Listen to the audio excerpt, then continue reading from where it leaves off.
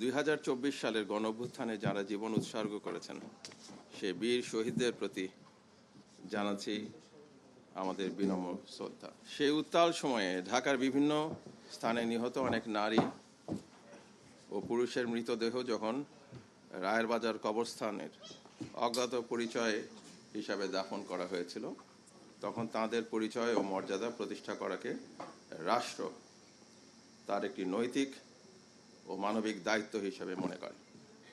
সে গুরুদায়িত্ব পালনের অংশ হিসেবেই অজ্ঞাতনামা শহীদদের পরিচয় শনাক্তকরণে একটি পরিকল্পিত ও বিজ্ঞানভিত্তিক কার্যক্রম গ্রহণ করা হয়।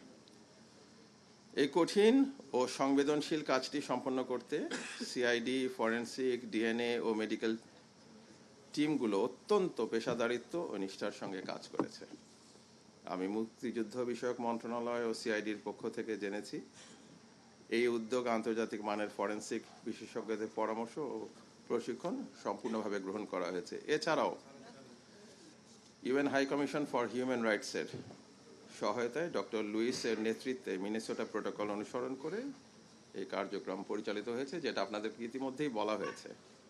কবর থেকে মোট 114টি মৃতদেহ উত্তোলন, ময়নাতদন্ত এবং ডিএনএ নমুনা সংগ্রহের মতো কাজগুলো অত্যন্ত সততা ও দক্ষতা এবং স্বচ্ছতার সঙ্গে সম্পন্ন করা হয়েছে।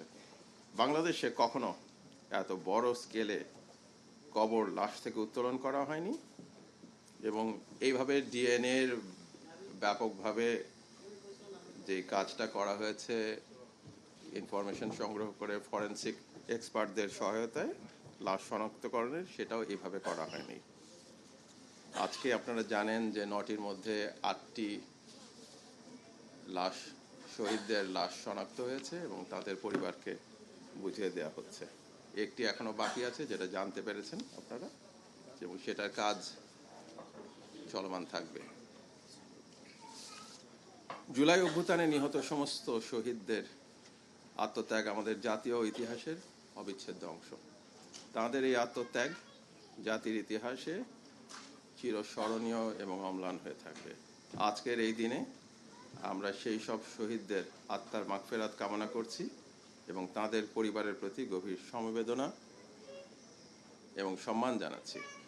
আমরা অঙ্গীকার করছি যে বাকি শহীদদের পরিচয় ও উদ্ঘাটনের প্রক্রিয়া চলমান থাকবে।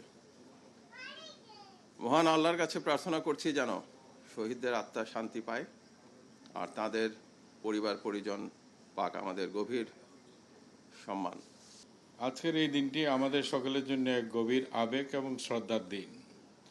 জুলাই 2024-এর গণ অভ্যুত্থানে যারা এদেশের জন্য অকাতরে প্রাণ দিয়েছেন, বীর শহীদদের প্রতি জানাই আমাদের বিনম্র শ্রদ্ধা। রায়ের বাজার কবরস্থানে অজ্ঞাত ফিরিয়ে দেওয়ার এক মহৎ অনুষ্ঠানে আমরা আজ এখানে সমবেত হয়েছি।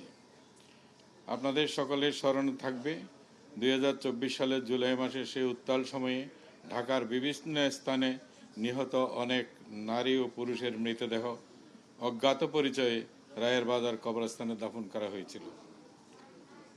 শহীদদের পরিচয় উদ্ঘাটনে মুক্তিযুদ্ধ বিষয়ক মন্ত্রণালয়ের সিদ্ধান্ত অনুসারে অর্পণ করা হয় সিআইডির উপর এবং তা একটি সুসংগঠিত কার্যক্রমের রূপ নেয়। এই কঠিন কাজটি সম্পন্ন করতে বিদেশি বিশেষজ্ঞ এবং আন্তর্জাতিক মানদণ্ড অনুসরণ করা হয়েছে। বিশিষ্ট ফরেনসিক বিজ্ঞানী ডক্টর মরিস টিবল-বিন্স বাংলাদেশে আগমন করে সিআইডির ফরেনসিক, ডিএনএ ও মেডিকেল ফরেনসিক টিম সমূহকে 2 দিনব্যাপী কর্মশালার মাধ্যমে প্রশিক্ষণ প্রদান করেন। পরবর্তীতে ইউএনএসসিআর এর সহায়তায় ডক্টর লুইস ফন্ডিব্রিডার্স এর নেতৃত্বে পরিচালিত এই কার্যক্রমে মিনেসোটা প্রোটোকল অনুসরণ করা হয়েছে।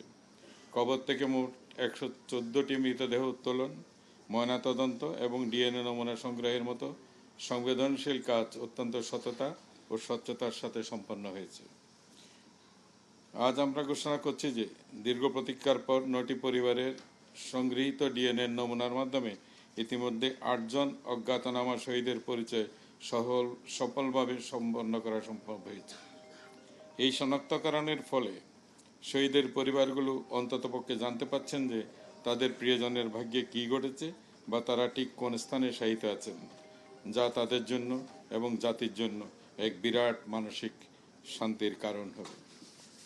এই কার্যক্রম কেবল আইন, মানবাধিকার এবং আন্তর্জাতিক মানদণ্ডের প্রতি আমাদের অঙ্গীকারেরই প্রতিফলন নয়, এটি নিখোঁজ শহীদদের পরিচয় নির্ধারণ, পরিবারগুলোর অনিশ্চয়তা দূরীকরণ এবং ভবিষ্যতের বিচারিক কার্যক্রমের জন্য গুরুত্বপূর্ণ ফরেনসিক প্রমাণ সংরক্ষণেও সহায়ক হয়েছে। এই মহৎ কাজে যারা অক্লান্ত পরিশ্রম করেছেন, সিআইডি, ফরেনসিক বিশেষজ্ঞ চিকিৎসক, নির্বাহী ম্যাজিস্ট্রেট, ডিএমপি, ডিএনসিসি এবং জুলাই শহীদ স্মৃতি সংশ্লিষ্ট সকল সংস্থা ও ব্যক্তিবর্গকে আমি আন্তরিক ধন্যবাদ ও কৃতজ্ঞতা জানাই। বিশেষ করে সিআইডি প্রধান ও অতিরিক্ত আইজিপি মোহাম্মদ সিবগাতুল্লাহ পিপিএম ও তার টিম বিশেষ ধন্যবাদ জ্ঞাপন করছি। আপনাদের সম্মিলিত প্রচেষ্টা ছাড়া এই প্রচেষ্টার সাফল্য লাভ করতে সম্ভব হতো না। এই ক্ষেত্রে আমি একটু বলতে চাই যে আমাদের খোদাবক সাহেব, যিনি স্বরাষ্ট্র সহকারী ছিলেন, তিনি আপ্রাণ প্রচেষ্টা চালিয়েছেন এই কার্যক্রম যাতে সফল হয়, এবং এটার জন্য উদ্যোগ আয়োজনের প্রাথমিক দিক থেকে উনি অনেক পরিশ্রম করেছেন। আজকে তিনি এখানে উপস্থিত নাই, কিন্তু তার এই অবদান আমি কৃতজ্ঞ চিত্তে স্মরণ করছি।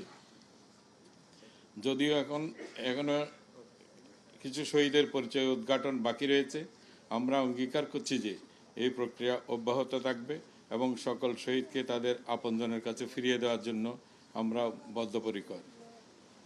এই প্রক্রিয়ার মধ্য দিয়ে সিআইডি এবং সংশ্লিষ্ট সংস্থার ব্যক্তিবর্গ এক বিরাট অভিজ্ঞতা ও সক্ষমতা অর্জন করেছে।